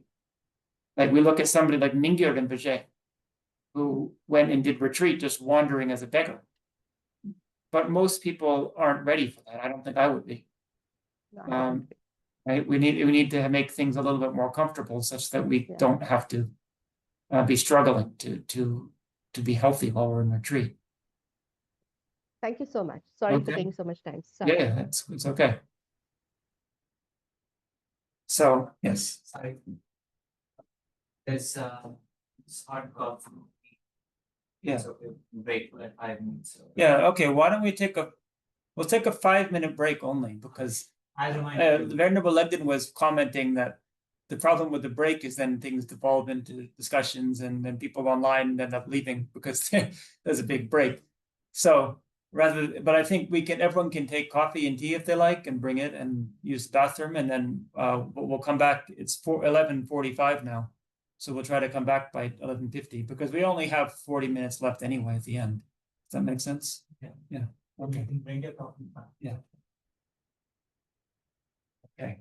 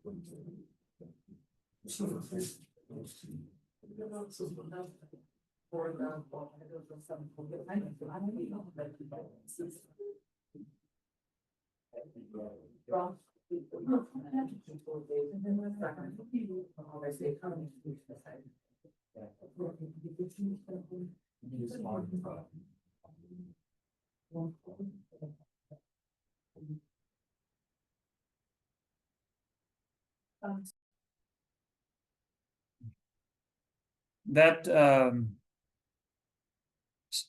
emphasis on debate, which very much flourished in we call the Nalanda tradition in India, because Nalanda Monastery was one of the major centers for this, the most major really, but there were others. There's Vikramashila and Udantapuri, other places, mainly in Northeast India, it seems. That is the Buddhism that came to Tibet, right? Buddhism spread to many other countries, and it was, in some sense, it's like you have a snapshot of different stages of Buddhism's development that spread to other countries. The Theravada in Southeast Asia is very much a reflection of an earlier stage of Buddhism in India that then got preserved in those countries. Chinese Buddhism, not 100%, but to a very large extent, is a reflection of the first part of the first millennium, when there was the early Mahayana sutras. Whereas Tibetan Buddhism is very much a reflection of what was happening in late medieval Buddhism, which means in this case, for Indian time, would be the 6th to 12th century. And so that has both the tantric element and then this debate element.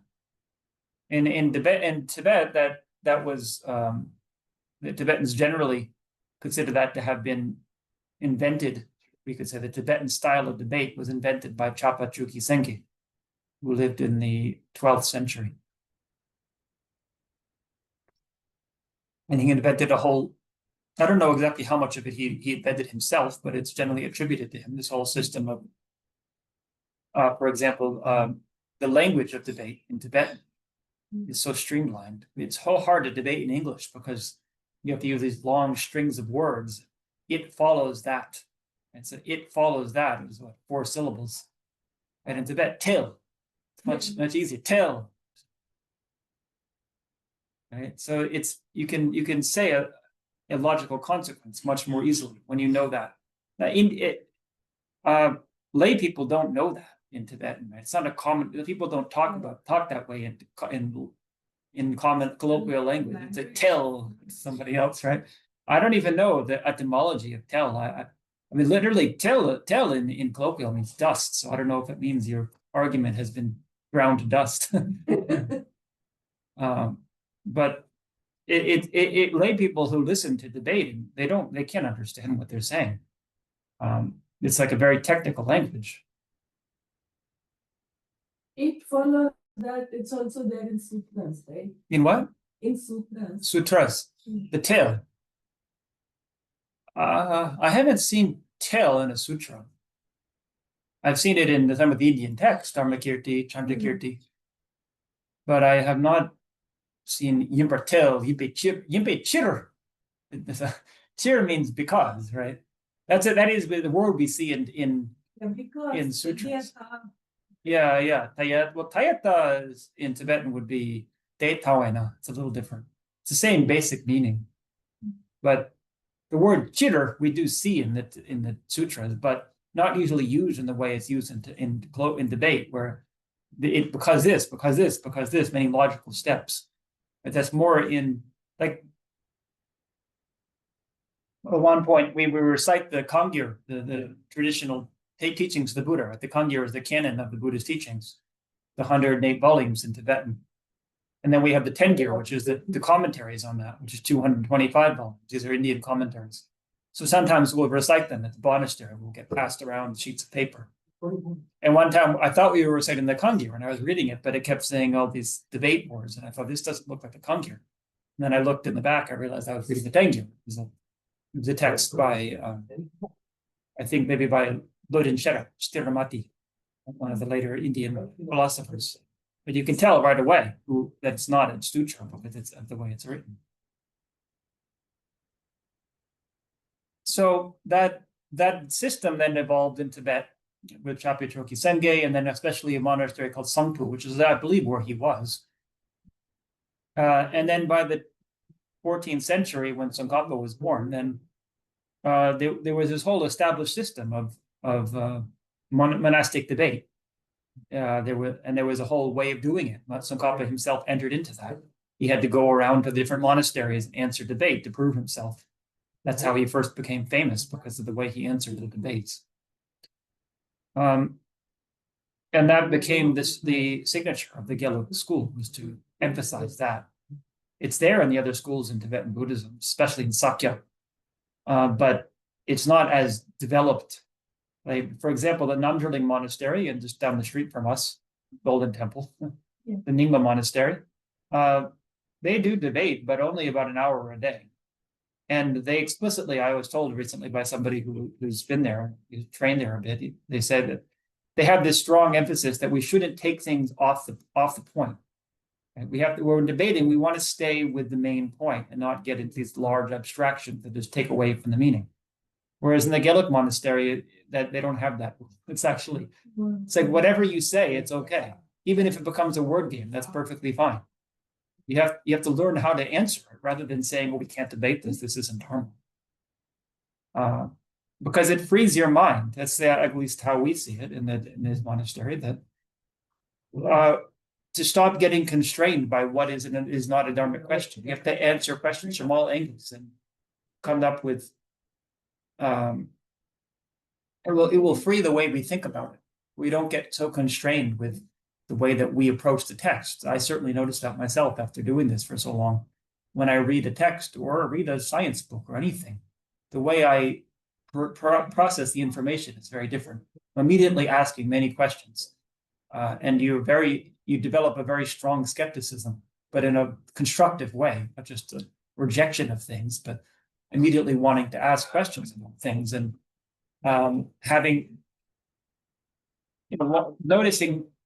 noticing minor logical inconsistencies in things much more easily because you train that way, and you train in having people point that out to you. The understanding, anyway, is that this is meditation, and this is training us to meditate. meditation should not just be about shutting off your reasoning consciousness. In certain kinds of meditation, when we're doing concentration meditation, we do have to learn to temper that, not just to always be in our thinking mind. But it shouldn't be that that's the only kind of meditation, and that thinking is somehow antithetical to meditation. And also that we shouldn't be afraid to question the teachings, right? We shouldn't feel a sense of this is too holy and I'm being heretical by asking these kinds of questions. It's like in the monastery, it's compartmentalized. Within debate, you know where is the time and place to do this. Everything goes in debate in some sense. Like when we're in pujas, for example, we chant the teachings and we chant the sutras, and so often we chant the debate texts, right? It's there because they're related to in a kind of as a sacred thing. But in that context, you do not disrespect what you're reciting, and you don't put the text on the floor and things like that. And you respect seniority, and you all sit by seniority, and you have the Geku, who's the disciplinarian. You have to bow your head if you come near him. But when you're in debate, it's not like that. You should ask any question that you can about the text and try to disprove them. And just because someone's senior doesn't mean that you should go easy on them when you're debating them. And even if it's the Geku, I've seen this a couple of times. If the Geku comes and debates you, you don't say, yes, sir, of course, whatever you say. You can actually answer in a pretty, you might say, I don't know, rude is the right word, but sometimes, yeah, confrontational, aggressive way. There's nothing wrong with that. If you're in debate, that's understood to be the way to behave. Well, there are a few, what? It's called the Tarka Shastra. Yes, Debate. yeah. We come up with your own. Mhm. Tarka Shastra. Yeah, Taka Shastra. Yeah, I've heard that term. I'm trying to remember in Tibet. Jnana Marga they use. What's that? In Jnana Marga they use. this. Okay. But debate. So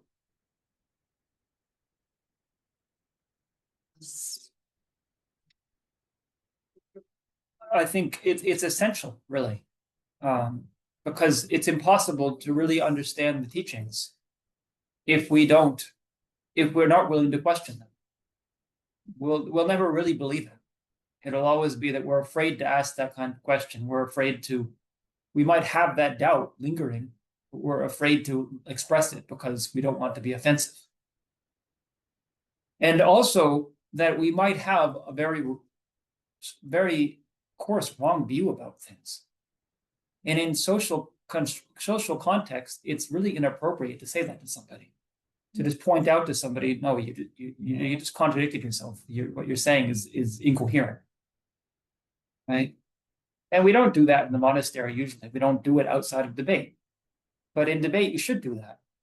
Because if no one ever points it out to you, then you won't know you have that view. You won't know that you have this obstacle to understanding.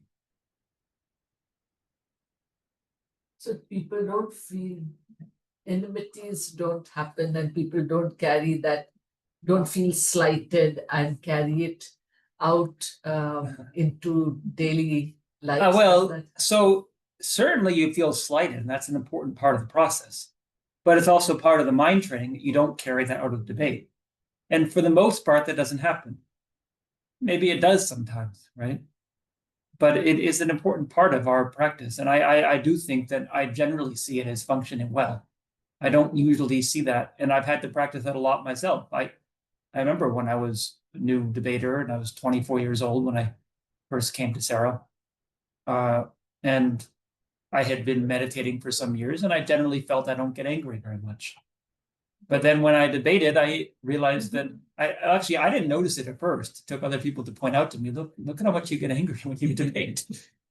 Right? Because there's all kinds of frustrations. I mean, one of it for us as foreigners is that people don't understand what you're saying because you're speaking very fast in a foreign language, and you can understand them, and it's frustrating. But also that they'll point out these little points, and it's like, well, why are you bugging me about that? That's not what I'm trying to say. But you learn that's an important part of debate.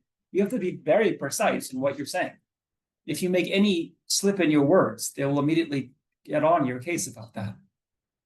It doesn't matter if you know the reason, the basic point. That's not the question here. It's can you express it in a coherent way that doesn't contradict itself.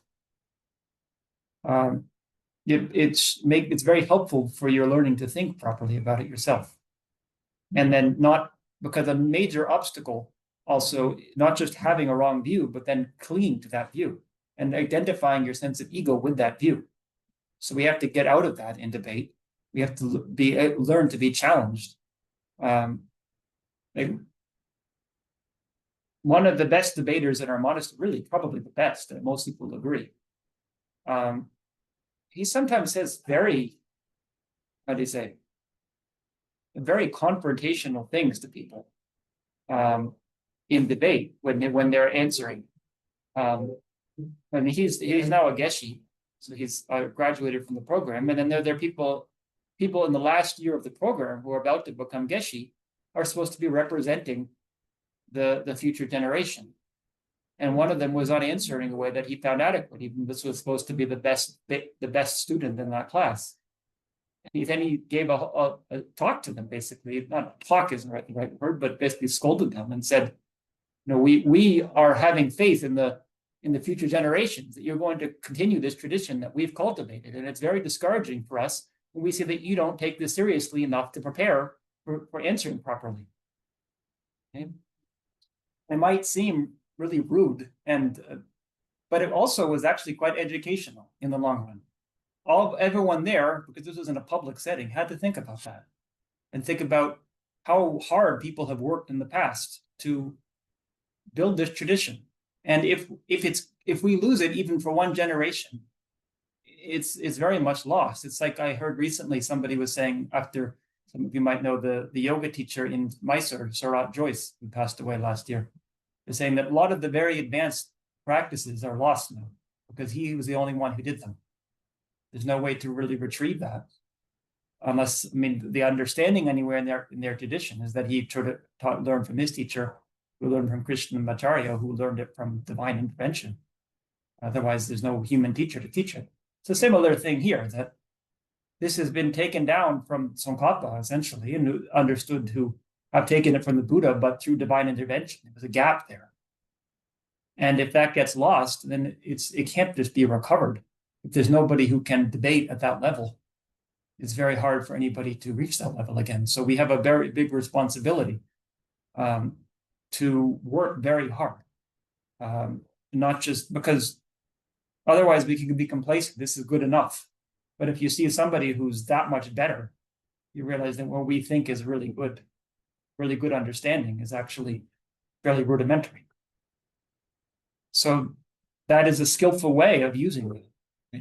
He wouldn't talk that way in personal, that teacher that I'm talking about, in personal conversations, he's extremely polite, nice person. But in debate, he becomes very derogatory sometimes, right? He's also known as with students, right? One thing he will never do is debate his students. If they're the ones answering in a public setting, he will not say anything. And with his students, he's said to be extremely attuned to the needs of the students. And even though he understands it so much better, not have this thing about I'm just going to explain it at my level, he will work with them at their level.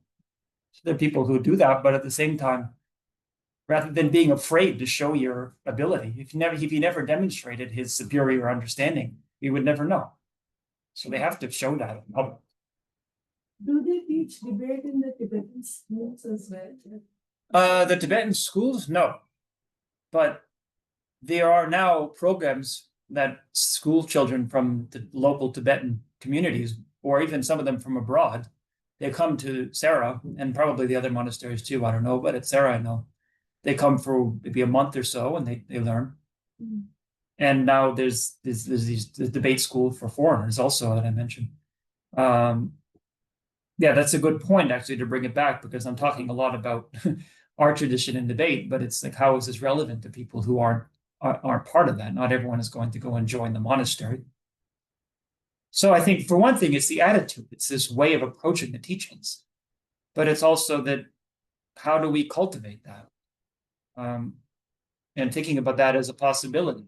As you know, somebody asked me about doing retreat, and I said yes, that it could also be good to join a community and to do study. His Holiness has said that. But you think studying Lorik, which is minds and awareness, debating it, for most people, that's more beneficial than doing a 3-year retreat.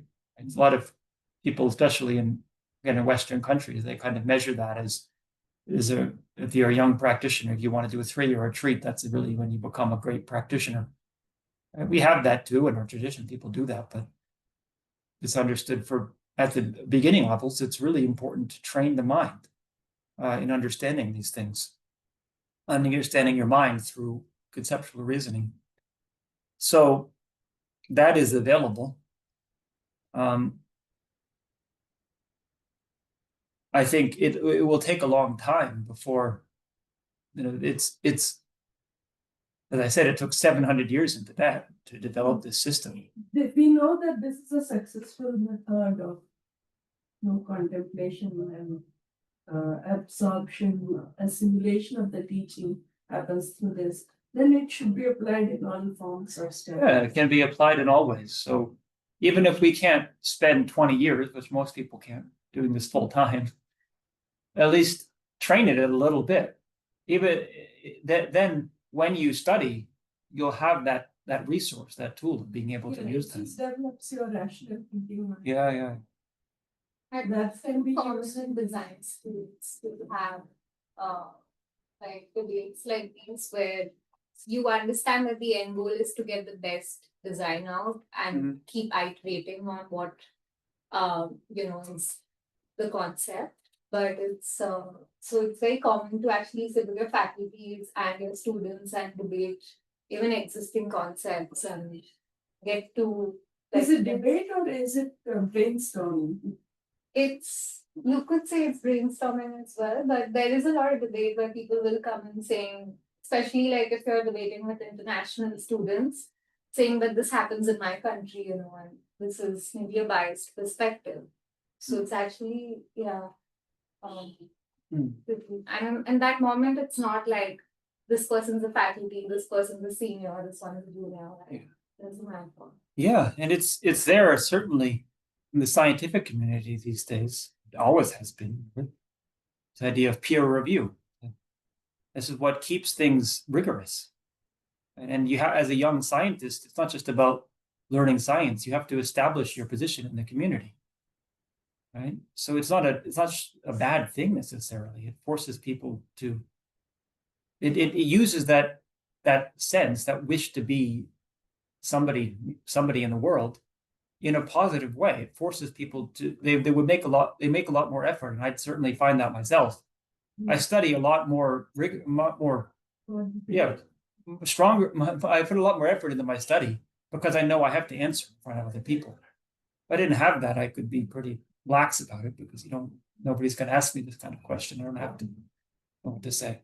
So you're forced to defend your own ego in some sense. Ultimately, you want to transcend that, but it's using that. So, yeah, it's a question then of how do we, I think, so how do we develop this? I think at the moment, it's very much in the basic stages. It's Buddhism gets integrated into the modern world. It requires a lot of infrastructure.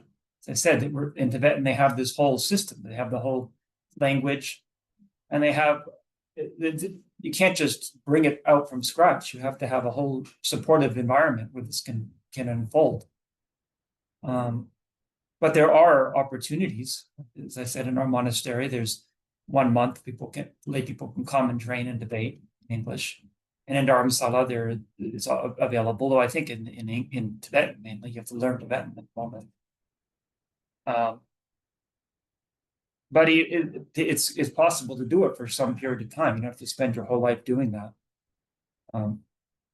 So the question that was in the list of questions, it said how a role of debate and how does it relate to then study, contemplation, and meditation, right? The 3 stages of practice. And it's understood generally this is the contemplation aspect. So you first study the text yourself and memorize them ideally, and then to contemplate them, you don't just sit there thinking about it yourself. You discuss it with people. A debate really is a discussion, and that's our activity of meditation in monastery. It's hard to believe that when you're new, because debate is so frustrating when you don't know how to do it. But after many years, it does become that. I love going to debate every day, and it is very much an activity where you're very focused. And I could not recreate that myself. Even coming here for the weekend, it's a bit a sense of wishing I could be there and continuing the debate. Even just one day you feel you miss something. In the end, you bring that into meditation. That is the goal, is that you studied it and you contemplate that, and then the next stage is when you're more advanced, you can actually bring that inside, and not have all these external supports.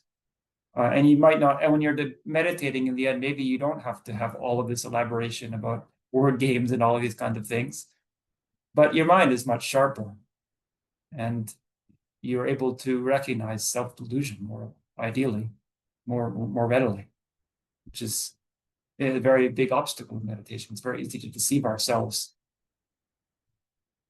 And you really understand what is meant by what the texts are talking about. When you understand calm abiding, it's not just about sitting quietly for a long time. If you don't know what calm abiding really constitutes, it's very easy to think, now I've got calm abiding, without really understanding where you are, being able to judge accurately your level of progression and what's the right antidote to apply for your mind.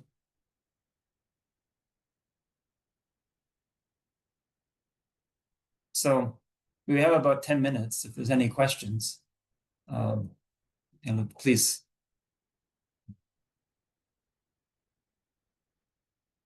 Yes. Venerable, there's a question in the chat by someone. Okay. Oh yeah, 2 new messages.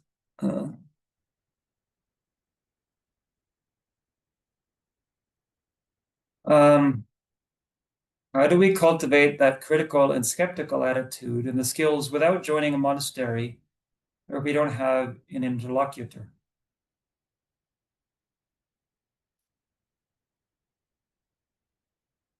I think there's a couple of ways we could do that.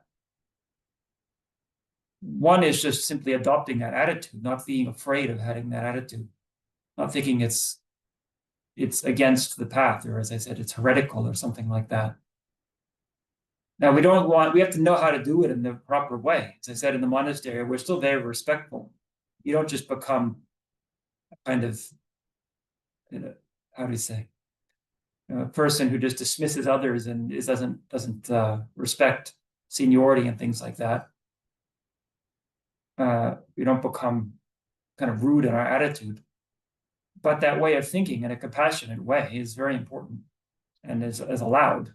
It's not dismissed. A second thing is, as I mentioned before, is a community. That's the important thing in the monastery, is the community. So even if you don't join a monastery, it is ideal to be part of a community of other practitioners. Ideally, to live with them, it's the best way, but if not, at least to interact with them and allow people to ask questions of you. Have a space where that's allowed and encouraged, and not considered inappropriate or socially unconventional. And then thirdly, if it's possible to have a teacher. That's a very good way also. The teacher is skillful enough to know how to point that out, and again, it's sort of, taking us out of our comfort zone.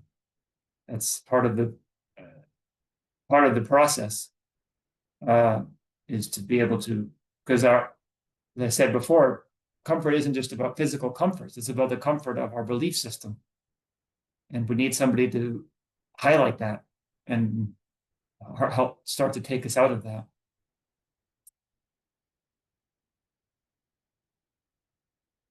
Yeah. So do you have a question? Yeah, I do. Yeah. Yeah. in the Library of Wisdom series, Yes, I think there was a chapter on the four seals of Buddhism. yes, And I don't remember the exact words, but it the import of it was that you can use these four seals to distinguish between true and false teachings of the Buddha. yes. So we were discussing earlier about what are the legitimate teachings of the Buddha and some debate around whether the Mahayana was authentically taught by the Buddha. So what I want to ask is, are these four seals used by monastics to gauge whether certain teachings, not specifically the Mahayana, but any teaching to be authentic or not? Is that actually used? Yeah, absolutely. Okay. That is understood to be the measure. So the question, for those of you online, it's about the four seals. That is said to be the measure of whether it's an authentic teaching of the Buddha. So the first one, all contaminated phenomena are suffering, or in the nature of suffering. So if somebody is claiming that that sense pleasures are not in the nature of suffering, or just this is bringing happiness to have sense pleasures in a not it's not that we can't use comfort, as I said, to a certain extent. Like I'm advising somebody to do a retreat. It's not just that you just torture yourself, but understanding that this is unsatisfactory, right? So there are certainly Buddhist teachings, Buddhist, but now the interpretations of Buddhism where they say our goal is to have a happy, comfortable life, and meditation plays a part in that. That does not seem to be in accordance with that. Or just the belief that particular states of meditation are happiness, or lead to final happiness rather than insight. And then secondly, that all compounded things are impermanent. And so any teaching that this is a debate that went on within Tibet, right? So that, for example, the Jonang school claiming that there is this permanent essence of the self, and then Tsongkhapa rejecting it and saying that's you're going against the fundamental teachings of the Buddha by claiming that. They of course had ways of defending that. They have a different way of understanding it, but that is an important point that they both are agreeing on, that we have to adhere to that principle. And then all existent things are empty and selfless. And any teaching that talks about an inherent self is not in accordance with Buddha's teachings. And finally, that nirvana is true peace. So, for example, there were some schools of Vaibhashika in India that had the belief that an arhat can degenerate from their realization. You can achieve arhatship, but then that can decline. Whereas the accusation is that is against that seal. That the Buddha was very clear. If it's really enlightenment, then it should not go away. If something can disappear, then it wasn't enlightenment to begin with. Yeah. Yeah.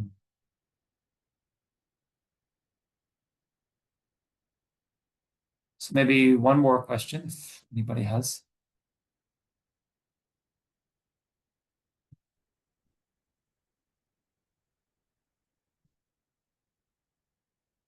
No, then we can just finish briefly. But again, we'll just sit quietly for the last couple of minutes.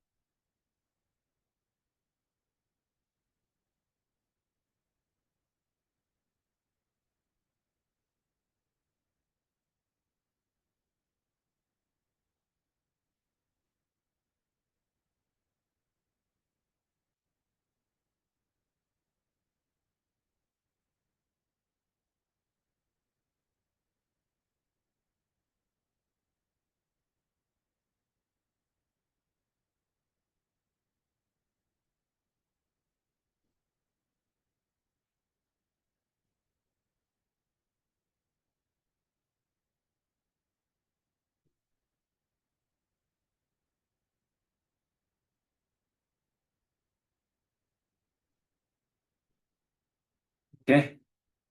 Thank you, everybody, for coming. I apologize that I'll have to leave fairly promptly because I have to catch the bus. But I hope to see you next time. And if people, as always, if anybody has further questions that weren't addressed, you can contact, I think the best thing is contact the center and they can send the questions to me. Ooh.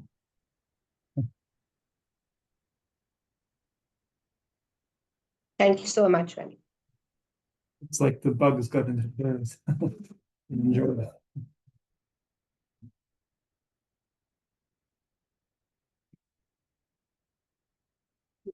From the centers we have. Thank you very much. Thank you for coming. Yeah. See you again soon. Yeah, see you next month. Thank you. Okay, thank you.